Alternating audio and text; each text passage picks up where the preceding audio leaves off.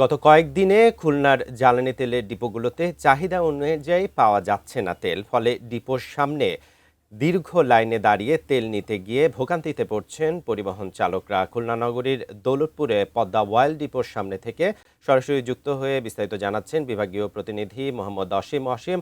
যেমনটা বলছিলাম যে চালকরা তারা তেল পাচ্ছে না, তা কবে নাগাদ এই অবস্থার স্বাভাবিকতা ফিরে আসবে, কি বলবেন এ ব্যাপারে বিস্তারিত? বান্নার ধন্যবাদ আপনাকে। আসলে আমি এখন যে ডিপুর সামনে দাঁড়িয়ে আছি, অর্থাৎ পদ্মা ডিপুর সামনে, এখানে এসে আমি অত্যন্ত 15 জনের সঙ্গে কথা বলেছি যারা এই খুলনা বিভাগ এবং বৃহত্তর ফরিদপুরের। আপনি জানেন যে খুলনা বিভাগের যে 10 জেলা এবং বৃহত্তর ফরিদপুরের 5টি জেলার মানুষ কিন্তু খুলনার এই যে 3টি ডিপো অর্থাৎ পদ্মা, মেঘনা এবং যমুনাতে তেল নিতে আসে। এই 15 জন মানুষই কিন্তু বলছে তারা প্রায় সপ্তাহখানেক ধরে এখানে অপেক্ষা করছেন।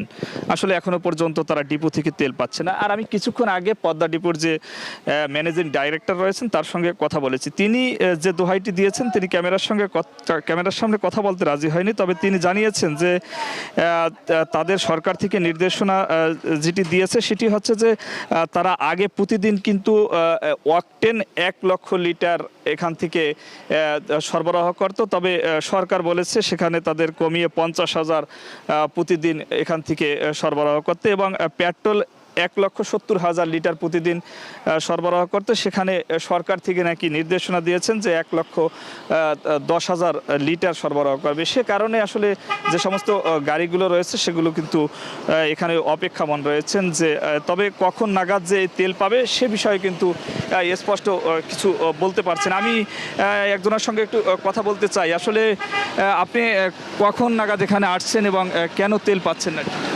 শহরনগর গঞ্জরে ঘুরি রে, ভাব লাগে না, মনেতে অভাবে দিন গেল যে আমরা দীর্ঘ 1 সপ্তাহ ধরে বসে আছি, আমরা মোটর শ্রমিক, কোনো তেলমেল পাইনি। আসলে ডিপো থেকে কি বলছে? ডিপো থেকে আমরা যেটা জানি সেটা হলো পাম্প ডিলারকে পর্যন্ত তেল দিচ্ছে, কিন্তু কোনো এজেন্সি আলাকে কোনো তেল এখনো পর্যন্ত দিচ্ছে না। আরো একজনের সাথে একটু কথা বলতে চাই। কাকা, আপনি কোথা থেকে আসছেন এবং কতদিন এখানে আসছেন তেল? আমি এখানে আজকে দিয়ে ধরেন 8 দিন পড়ছে। আমরা আসছি সাবদালপুর বাজার থেকে, ঝিনাইদহ জেলা কোটচাঁদপুর থানা, সাবদালপুর বাজার।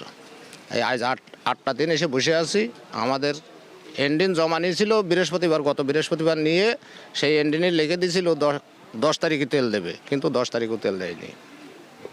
ধন্যবাদ। আসলে বান্না, আপনি শুনছিলেন এখানে কিন্তু যারাই রয়েছেন এখানে যেই গাড়িগুলো রয়েছে, অর্থাৎ বিভিন্ন জেলা উপজেলা থেকে তেল নিতে আসছেন, তারা কিন্তু তেল পাচ্ছেন না।